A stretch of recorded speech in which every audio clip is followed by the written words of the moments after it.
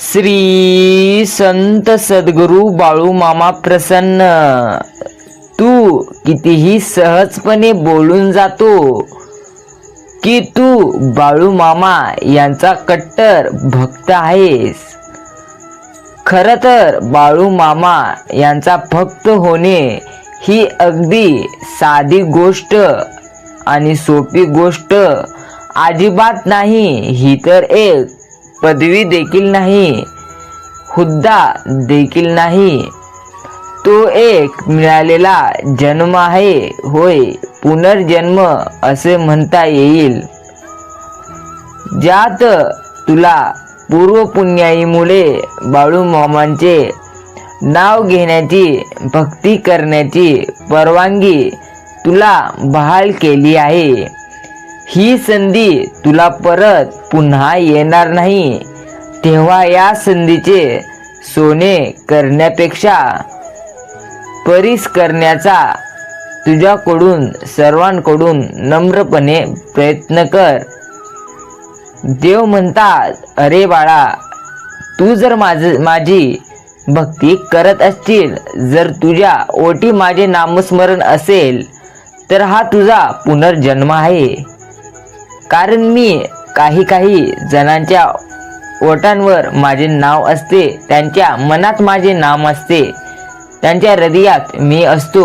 याचे कारण प्रचंड मोठे आहे। याचे कारण शोधू नको, तू स्वतः बाळू मामांचे नामस्मरण करत चल। तुला जीवनात जितक्या अडचणी येतील तितक्या अडचणींना सामोरे जाण्यासाठी तुला हिंमत तुझ्या देवाकडून येत असते। ही गोष्ट कायम लक्षात ठेव। अरे, कितीही दुःख आले तरी, तुझ्या पुढे कितीही काटे आली आणि त्या काट्याहून तुला चलण्यासाठी तुला स्वतः देव मदत करेल। तुझे दुःख दूर करू शकणार नाही, तुझे काटे दूर करू शकणार नाहीत, मात्र त्या काट्यांचे स्वरूप फुलामध्ये बदल करणारे हे तुझे देव आहेत। ही गोष्ट कायम लक्षात ठेव। देव म्हणत आहेत, बाळा, आज मला तुझा किमान 12 ते 13 मिनिट दे आणि हा संदेश पुढे ऐकत चल। जर का आज हा संदेश तू ऐकशील तर नक्की तू भाग्यवान ठरशील आणि येणारा आठवडा तुझ्यासाठी चमत्काराने भरलेला आहे। येणाऱ्या आठवड्यात तुझ्यासाठी मी भरपूर योजना राखून ठेवल्या आहेत, म्हणून आता तुझे सर्व दुःख दूर होणार आहे। कितीही मोठे संकट आले तरी भिवू नको, मी तुझ्या सोबत आहे। जीवनात चुकीचं असून तुला स्वतःला बरोबर सिद्ध करणं हे सोपं आहे, मात्र तू बरोबर असून सुद्धा स्वतःला तुला बरोबर सिद्ध करणं हे खूप अवघड आहे। म्हणून काहीच बोलू नको, असं अजिबात करू नको।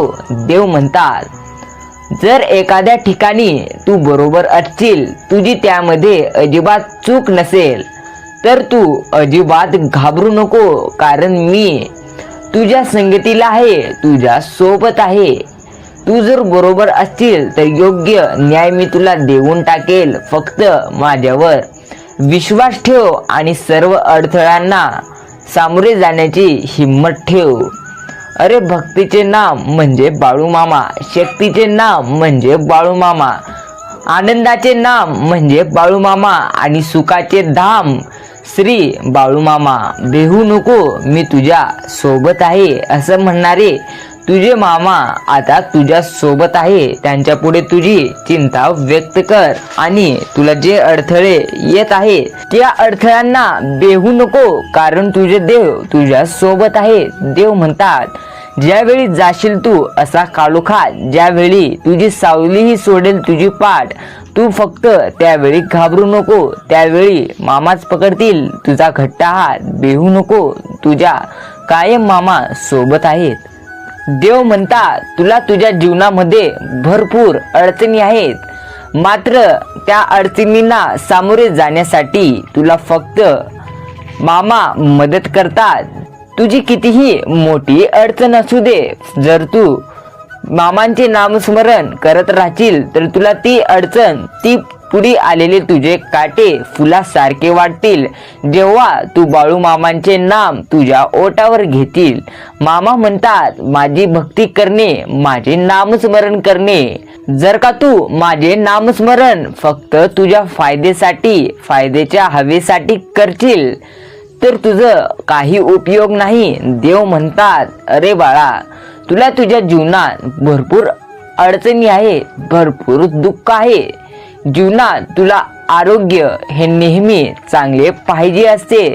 चांगली तुझी तेव्हाच बुद्धी चलेल जेव्हा तुझे आरोग्य तुला साथ देईल.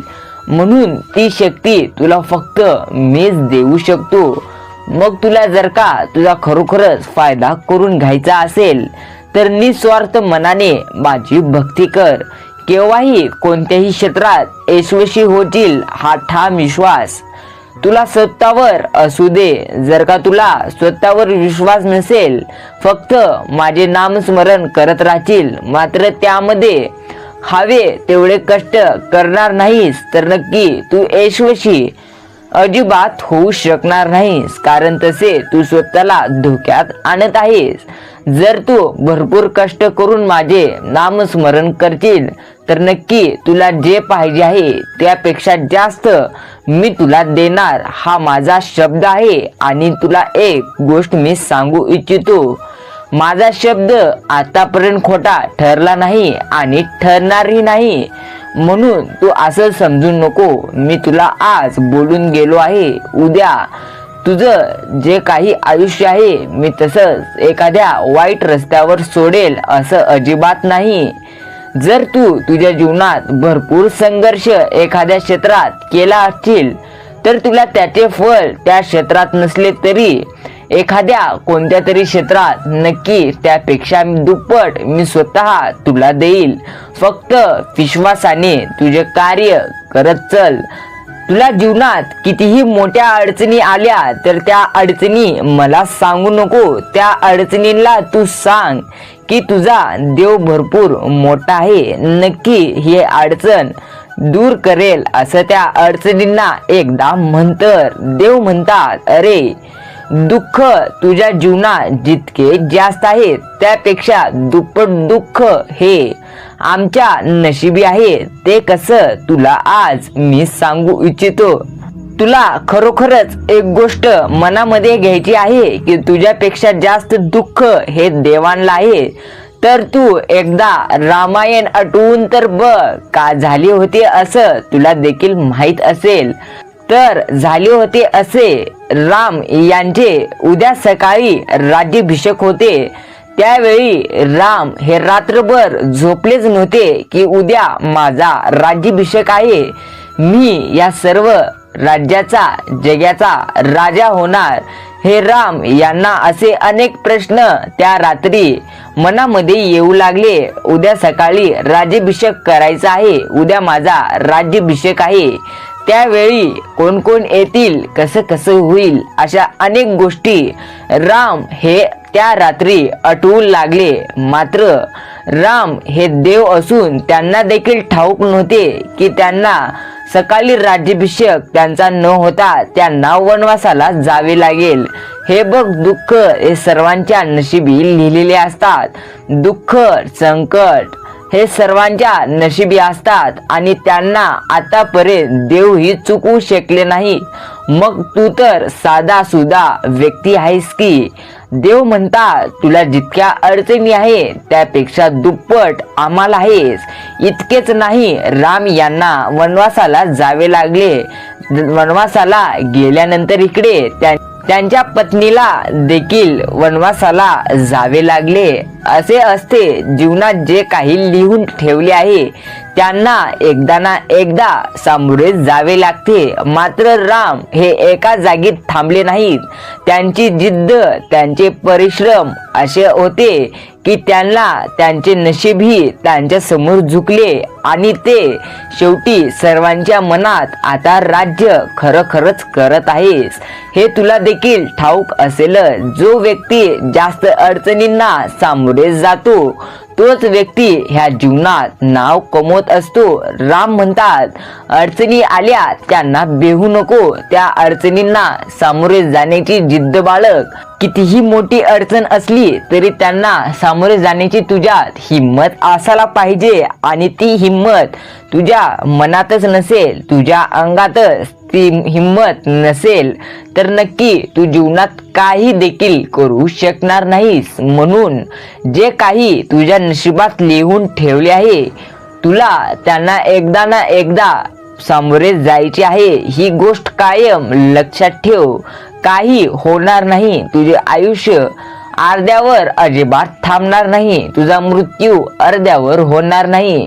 फक्त काही दिवस जातील त्या दुःखामध्ये. मात्र ज्यावेळी ती सुखाचे दिवस येतील त्यावेळी तुझे इतके नाव होईल की तू मेल्यानंतरही तुझे नाम दुसऱ्यांच्या ओठावर राहील. फक्त कोणत्याही क्षणी त्या दुःखांना बेहू नको, उलट त्यांचा स्वतः तू सामना कर. एक गोष्ट कायम लक्षात असू दे, जीवनाच्या बँकेत पुण्याईचा बॅलन्स पुरेसा असेल तर सुखाचा चेक कधीच बाउन्स होणार नाही. एकेकाळ गंगेला विचारण्यात आले, तुझ्या पाण्यात अंघोळ केली की सर्व पापी धुतली जातात म्हणे. त्यावेळी तू पापांचे करते काय असं गंगेला विचारण्यात आले. त्यावेळी गंगा म्हणाली, मी समुद्रात ती पापे नेहून टाकते. त्यावेळी समुद्राला विचारण्यात आले, तू त्या पापांचे काय करतो. त्यावेळी समुद्र म्हणाला, मी ते ढगात नेहून टाकतो. आणि त्यानंतर ढगाला विचारले, तू काय करतो त्या पापांचे. त्यावेळी ढग म्हणाला, मी पावसाच्या स्वरूपात पुन्हा तुमच्याच घरावर नेहून टाकतो. एक गोष्ट कायम लक्षात ठेव, कालचक्र असेच आहे ह्या जगाचे. तू जे करणार तेच तुला परत मिळणार. म्हणतात ना, जैशी करणी वैसी भरणी. म्हणून तुला तुझ्या भगवंतांनी जसे ठेवले आहे तसेच राहण्याचा प्रयत्न कर. समाधानी राहा, समाधानी जीवन जग. तुला एकेकाळ देव तुला जे पाहिजे आहे ते देत नसतात, मात्र तुझ्यासाठी जे योग्य आहे ते नक्की देत असतात. ठेवले अनंते तैसेची राहावे, चित्ती असू द्यावे समाधान. नेहमी लक्षात ठेव या गोष्टी. जेव्हा तू जीवनामध्ये मीपणाचा गर्व करतो त्यावेळी काय घडते बघ. एकेकाळ तुझ्या वाईट काळात तुझी किंमत कमी करण्याचा प्रयत्न भरपूर जण करत असतात, मात्र त्यावेळी देव म्हणतात, तू फक्त संयम ठेव, मग तुझं अस्तित्व कोणीही देखील संपवू शकणार नाही. स्वतःचा विचार करणारे लोक फार थोडी प्रगती करतात, मात्र तू सगळ्यांचा विचार कर, तुझी प्रगती जास्त होईल. आणि जीवनात मी का कमीपणा घेऊ, मी का नमते घेऊ, मी काय नेहमी समजून घेऊ, मी काय कमी आहे काय, असे बरेच मी असतात रे. तेच आयुष्यात विष काढवत असतात, तेच विष काढवण्याचं आयुष्यात काम करत असतात. म्हणून आताच मीपणा सोड. तुझी आपुलकी समजून घेण्यास वेळ लागतो, पण जेव्हा समजते तेव्हा प्रत्येकाला त्याचे वेळ लागतं. लोक स्वप्न बघतात, तू सत्य बघ. तुला कोणतीही अडचण जीवनात येणार नाही. जीवनात एक गोष्ट कायम लक्षात ठेव, लाखो क्षण अपुरे पडतात आयुष्यात दिशा देण्यासाठी. तुझी एक चूक कारणीभूत ठरते ते दिशाहीन करण्यासाठी. किती कष्ट घ्यावे लागतात यशाचे शिखर चढण्यासाठी. क्षणभर गर्व कारणीभूत ठरतो वरून खाली पडण्यासाठी. ही गोष्ट कायम लक्षात असू दे. तर आजची सर्वात मोठी प्रार्थना आज तू एक शांत मनाने देवाकडे हात जोडून, तुझ्या मामाकडे जाऊन हात जोडून ही प्रार्थना एकदा तरी कर. ही प्रार्थना अशी आहे, चल तर दोघेही आपण म्हणूया. मी म्हणतो माझ्या पाठोपाठ तू देखील म्हणायला सुरुवात कर. तर एक सुंदर प्रार्थना आहे. ही प्रार्थना अशी आहे, देवा मला इतकंच सुख दे की मला आयुष्यभरासाठी पुरेल. माझी महती इतकी असू दे की कुणाचं तरी चांगलं होऊ दे, नात्यामध्ये इतकी आपुलकी असू दे की जी फक्त प्रेमाने निभवली जातील, तितकीच डोळ्यात इतकी लाज असू दे की थोरा मोठ्यांचा मान राखला जाईल, आयुष्यातील श्वास इतकेच असू दे की कुणाच्या तरी आयुष्याचे भलं करता येईल, बाकीचे आयुष्य तुझ्याकडे ठेव, म्हणजे इतरांनाही माझं ओझं होणार नाही. आजची ही सुंदर प्रार्थना जर का तू देखील माझ्या पाठोपाठ म्हणला असशील तर देव नक्की ऐकल. नाहीतर एखाद्या वेळी वेळ भेटल्यानंतर देवापाशी हात जोडत असताना ही प्रार्थना नक्की ऐक. देव तुझं सर्व प्रार्थना ऐकल. देव म्हणतात, कधी काळ मी तुला जे हवं ते अजिबात देत नाही, कारण मला जो योग्य वाटते तेच मी तुला देत असतो.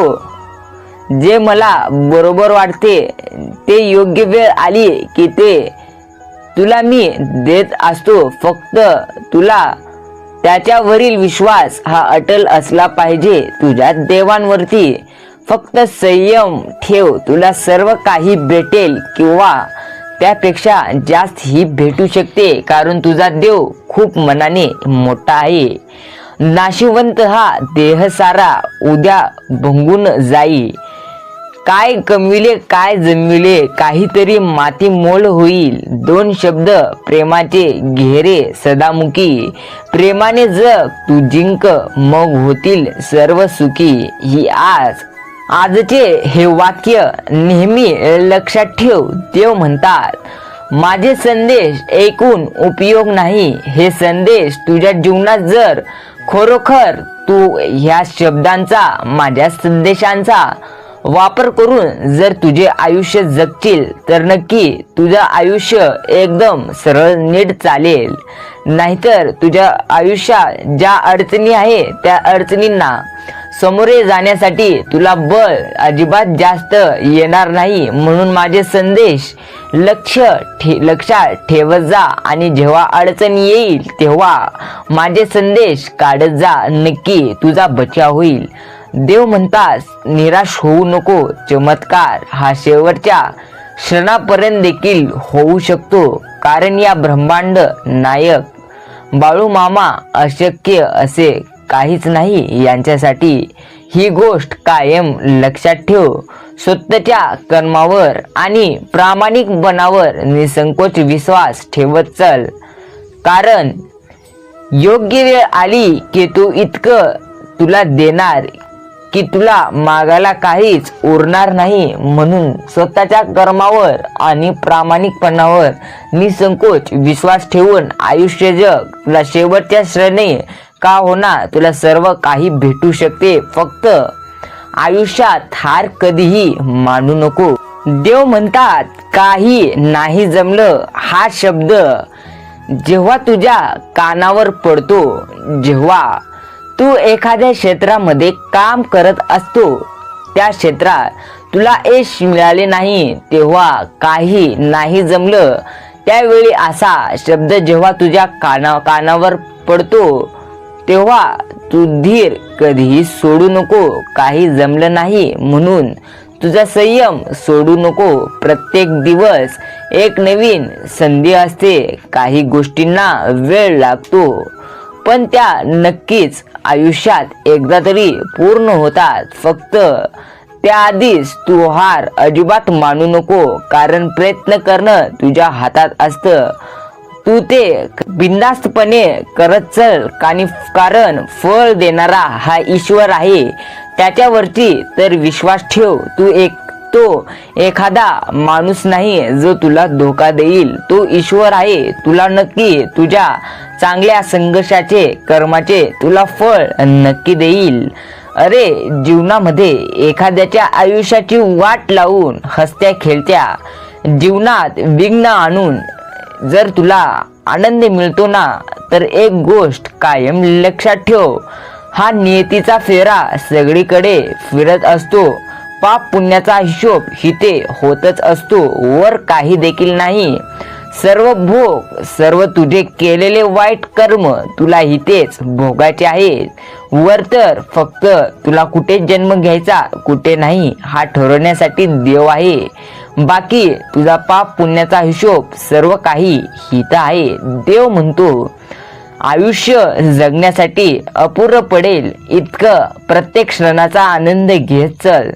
प्रत्येक क्षणी दुःख मनामध्ये आणत राहशील, प्रत्येक क्षणी दुःख काहीतरी कोणत्या तरी वाईट गोष्टी जे जीवनात भूतकाळात घडून गेले आहे किंवा भविष्यात काहीतरी नवीन करत आहेस त्याचा जास्त विचार अजिबात करू नको। कारण जेव्हा एखाद्या व्यक्तीचा एखाद्या गोष्टीचा तू जीवनात जास्त काळ विचार करत राहशील तर त्या घोटाळ्यात नक्की तू अडकशील आणि त्यामधून निघण्यास पुन्हा तुला अवघड होईल। म्हणून जास्त कोणत्याच गोष्टीचा विचार करू नको। विचार करायचा असेल तर तू संघर्ष करत असताना कशा पद्धतीने संघर्ष करू, कशा पद्धतीने मी देखील माझ्या जीवनाचा खेळ खेळू असा विचार कर। कोणता डाव कोणत्या वेळी मारू हा नक्की गोष्ट लक्षात ठेव।